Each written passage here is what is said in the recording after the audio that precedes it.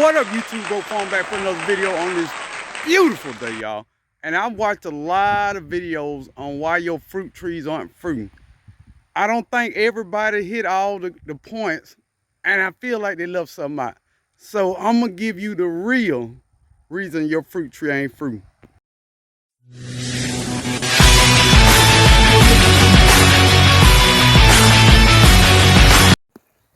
All right, the first reason your fruit tree ain't fruiting, simply age. When you buy these fruit trees, and this is a satin plum kite that I've had in the ground probably a month, it flowered, all the flowers drop. And the reason why is once you get these from the nursery or wherever you get them from, they're 1 to 2 years old. Most fruit trees take 2 to 5 years to fruit. So that means it's not old enough to fruit yet. This tree got 3 more years before I even expect fruit. And that don't mean you can't get fruit earlier, but you shouldn't expect fruit to at least 5 years. That's why you ain't getting fruit. Probably. All right, reason number 2, you probably not getting fruit. This is a honey crisp apple. I think it needs 700 chill hours or something. On average, we get 500 chill hours. So we had a colder than normal winter, and I'm getting very good flower set, and I'm probably gonna get fruit. But if you get trees that are not zoned for where you live at, and you don't get enough chill hours, then it's not gonna fruit. You have to have enough chill hours, and that's defined by anything below 45 degrees and down to 32 degrees, I think. Those are chill hours. So if you're not getting enough chill hours, your tree is not gonna fruit. I don't care how many pollinators you got or how much you fertilize, it's not gonna fruit if you don't get enough chill hours. And it's easy to tell when you sporadically, year by year, get 1 or 2 fruit, 2 or 3, and then 1 year with a really cold winter, you get a big harvest. You got to have enough chill hours, and you got to know which trees need how much chill hours. An easy way to find out trees are zoned for your area, call your local extension office. They get paid to make sure you know what you're growing. Number 3 reason you ain't getting no fruit. Now this is my Bartlett pear. I don't know if it's suffering from this next one, but I feel like it is. You have to put your fruit trees somewhere where they get enough sun. Now this tree here shades out this tree a lot, and it don't get all the full sun, I think, and full sun is usually defined by 6 to 8 hours of sun. So I don't think it's getting enough sun to get fruit. This tree is, I don't know, 6 years old, and it gets fruit fall off, or fruit really late. It could be because it's not getting enough sun. You need sun for the fruit, photosynthesis, all that. Go to science class. But no sun, no fruit. So probably need to move this tree, y'all. Yeah, that's probably a good idea. Another reason you're probably not getting fruit, you get late freezes, and it drops all the flowers. Some trees that are growing out of season flower too early, and you get a late freeze and you don't get fruit. This methylid plum went through that. It fruited very early. We had a fall spring. I had flowers everywhere. Then we had a freeze come through, knocked all the flowers off. I got 2 plums on this tree. So it's not always the tree. Sometimes it's just bad timing, and Mother Nature don't want you to eat that plum. That's all I'm saying. That brings me to my next thing, cross-pollination. Now this is a honey crisp apple. I have a golden Dorset apple out here, and I have a crab apple. But wait, and I have an Arkansas black apple. Now it's blooming at the same time that golden Dorset is blooming over there, and the same time that honey crisp is blooming. So that's good cross-pollination.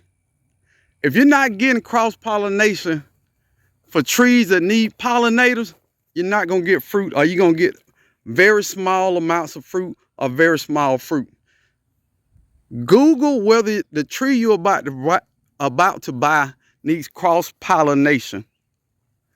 Because if it needs a certain tree to cross-pollinate with and you don't have that tree, you don't have any fruit. So cross-pollination is very important for trees that require cross-pollination. That tree should say self-fertile, which means it doesn't need another tree to cross-pollinate. But even with self-fertile trees, if you put another tree of the same species and different varieties, you're still gonna get more fruit. So I always make sure your tree got a friend. Now, the first thing somebody tell you, put more fertilizer down. Your tree needs more fertilizer to produce fruit. That is farthest thing away from the truth. And we're mostly talking about trees in the ground. So another reason you might not be getting fruit is because you're using too much nitrogen. And you got a bunch of beautiful leaves everywhere, but no fruit. Too much nitrogen will make that tree produce some of the most beautiful leaves you ever seen in your life.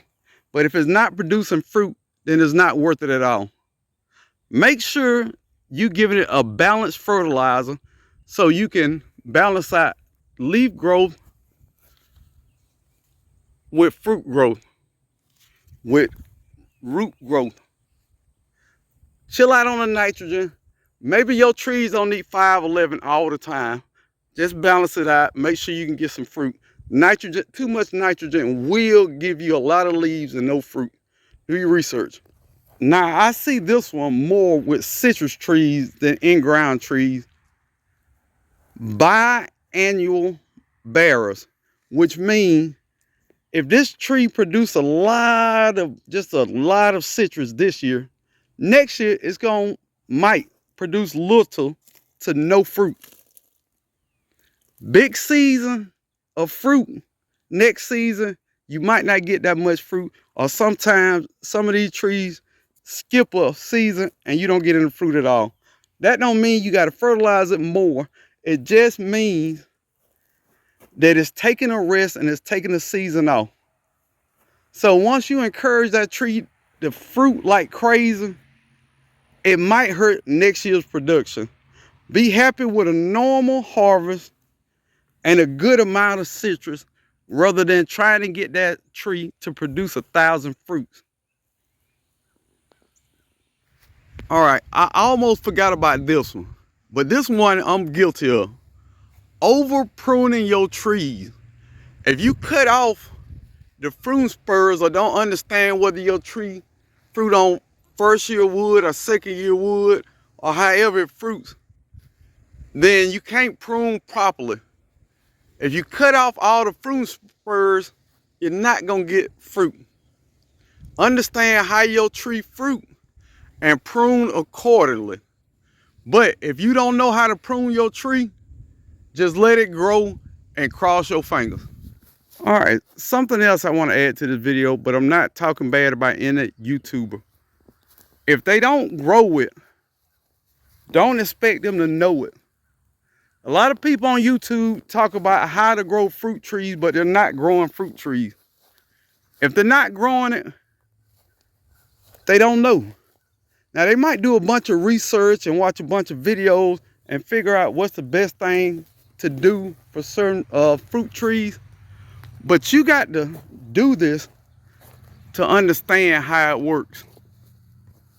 Things that grow in zones that ain't supposed to grow in the zone. Not saying anything bad about anybody, but quote your sources when you're talking about fruit trees. Be able to back up what you say with what you do. I grow it so I can say it.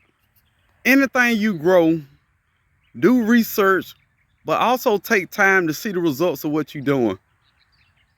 It's easy to ask somebody, can I grow this tree in my zone? Does this tree do well in my zone? And everybody can have an opinion. But your microclimate tall fences, tall trees behind your house affect all of that. So grow it first, see what it do for you. Ask questions, but ask them with a grain of salt, because what worked for me might not work for you. Just grow some fruit trees.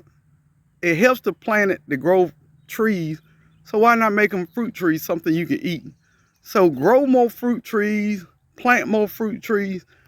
If you got a question, put it down in the comments. But if I don't know, I'm going to say I don't know. Hype this video, hit the like button. You watched it this far. Come on. I'm out.